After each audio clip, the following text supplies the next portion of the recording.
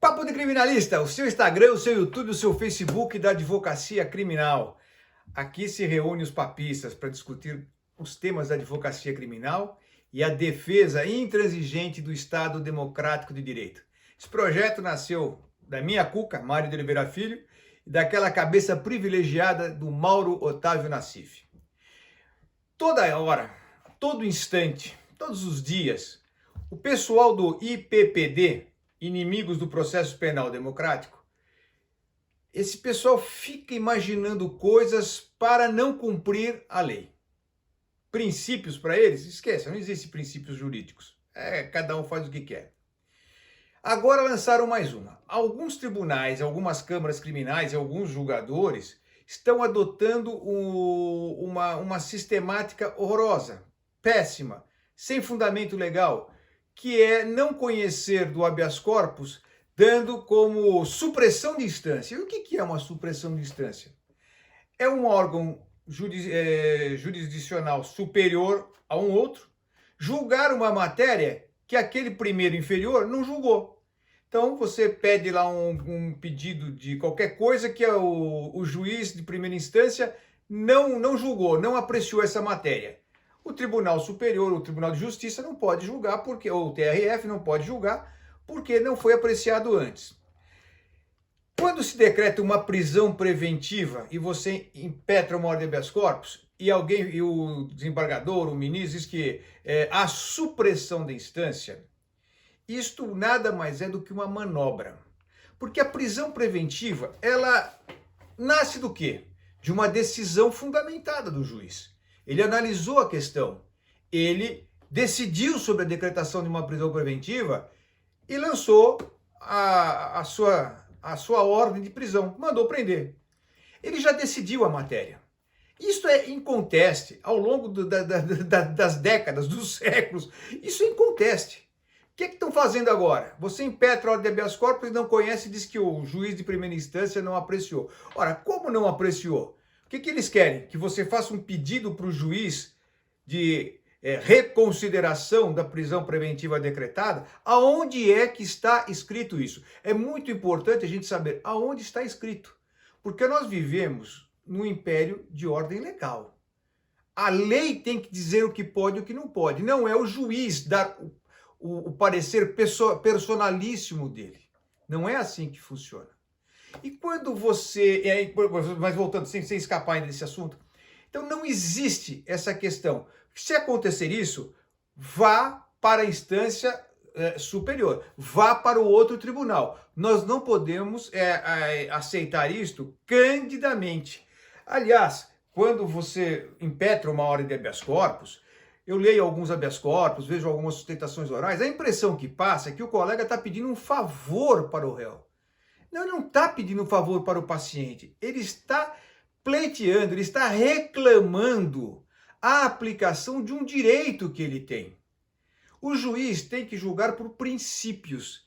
Quem vai para o tribunal não quer saber a opinião pessoal do juiz, não quer saber a ideologia do juiz, ele quer saber o seguinte: o meu cliente, o meu paciente, eu, como advogado, tenho razão no direito que pleiteio, sim ou não? Não me interessa a opinião pessoal de ninguém. Interessa o que diz a lei. E aí é o afastamento que nós estamos vivendo em todas as esferas do Poder Judiciário. O que voga hoje é o parecer pessoal. Você tem que estudar, estudar o julgador e não estudar o direito, o princípio, os princípios. Se julga por princípios. E, aliás, nós estamos vivendo também, como diz o Lenny Streck, uma panprincipiologia. Agora, tudo é princípio. Princípio do colegiado. Aonde é que está escrito isso? Só no voto da Rosa Weber. Isso é um negócio que qual é a definição de princípio para dizer que isso é um princípio? Princípio da colegialidade. Princípio do indúbio pro società. Aonde é que está escrito? A Constituição só contempla um princípio, o indúbio pro réu.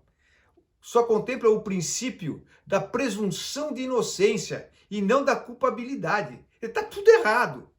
Mas Nós vamos ter agora um outro problema, que é o artigo 316, parágrafo 2º do Código de Processo Penal. Então, veja o texto que ele diz. O juiz poderá, de ofício, fonte própria, ou a pedido das partes, acusação, defesa e, se houver um querelante, revogar a prisão preventiva. Veja, o juiz pode revogar a prisão preventiva de ofício. O que ele não pode é decretar de ofício, artigo 311, parágrafo 2º do Código de Processo Penal. No correr da investigação ou do processo, verificar a falta de motivo para que ela subsista, bem como novamente decretá-la se sobrevierem razões que a justifiquem. De ofício não pode. O artigo 316 entra em conflito com o artigo 311. De ofício não pode, nem na esfera inquisitorial e muito menos na judicial. Não pode.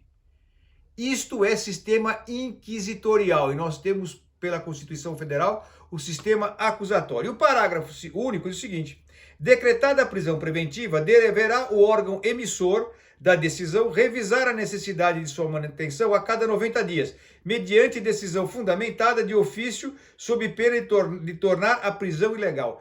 Presta atenção nesse final. Sob pena de tornar a prisão ilegal.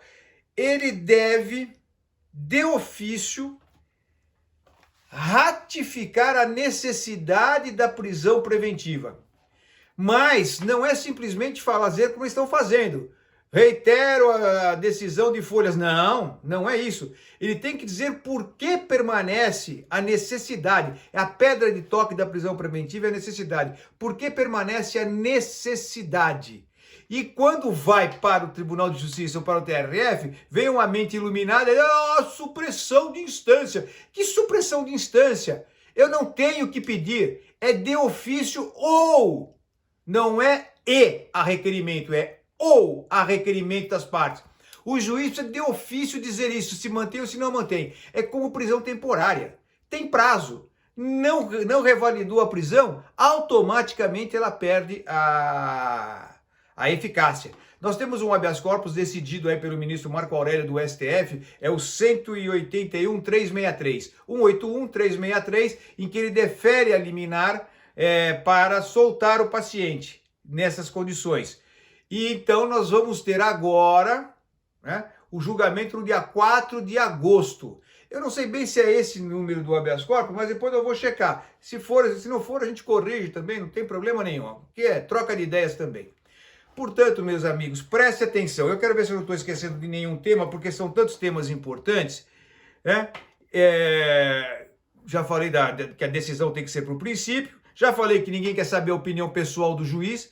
Nós queremos saber o que diz o direito, o que diz a jurisprudência. Não também se pode criar um sistema, né, jurisprudencial. Não é isto. Mas o que diz uma orientação sobre determinado assunto. Como se diz normalmente, né, que jurisprudência é receita de bolo, tem para todo lado. Tem contra, tem a favor, depende do gosto do freguês. É uma jurisprudência à la carte, que não é o que nós queremos. O que nós queremos é outra coisa. Muito bem, vamos ver se tem mais alguma coisa aqui. Não, é isso mesmo. É isso mesmo e está de bom tamanho. Então vamos saber o seguinte. Não existe essa questão de se falar de supressão de instância.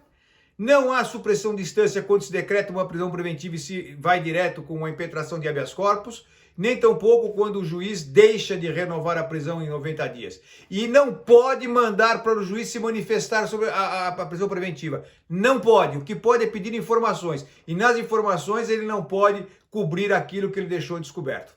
Papo de Criminalista, a gente volta. Um grande abraço.